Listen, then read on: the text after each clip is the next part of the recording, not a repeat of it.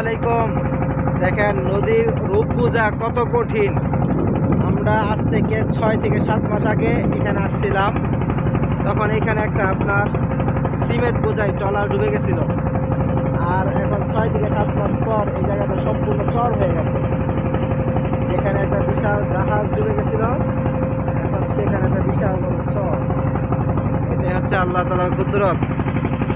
কিছুদিন আগেও এখানে বিশাল গভীর, যেখানে বড় বড় জাহাজ ডুবে যেত, আজকে সেখানে সুন্দর চর হয়ে গেছে। দেখেন চর হয়ে চরে গাছ হয়ে গেছে। সারাদিন আমরা ঘুরলাম নদী পথে, নদী পানি দিলাম, সুরেশ্বর গ্রাম, তারপরে নদী পথে খাওয়া দাওয়া করলাম, ঘোরাঘুরি করলাম। সাথে ছিলাম জান পাখি মাইশা। বাবা, তোমার কেমন লাগছে আজকে সারাদিন? খুব ভালো লাগছে মাইশা। সবাই মাইশার জন্য দোয়া করবে।